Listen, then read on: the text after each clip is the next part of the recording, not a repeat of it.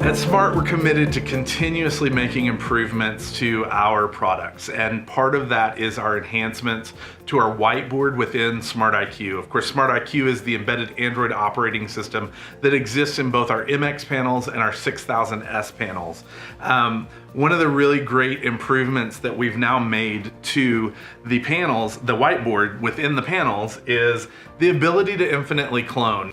As the teacher, I've got a drop-down menu now that gives me some different capabilities. So I'm gonna turn Infinite Cloner on for all of these pictures, and in this lesson, my students are coming up, like I said, and they're moving these pictures to different areas. So they may say, there's some desert in the Southwest United States, and there's some forest up here in Canada, and there's some frozen tundra here in Greenland. I'm gonna talk to my students now about ways to make 7. And so a student may come up to the board and say, oh, well, you could make 7 by adding 3 plus 4. And this probably isn't gonna convert really well because I didn't write that plus sign. Oh, wow, look at that. We've got really great convert to text. They may also say something like 9 minus 2 is a way to make 7.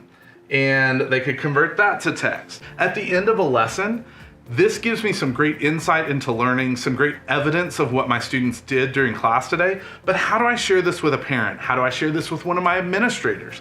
I've got a new share button here as well. So in the share button, I've got the option to save this as a PDF or to save it as a .notebook file so I can take it to my desktop computer and use it with our notebook desktop software.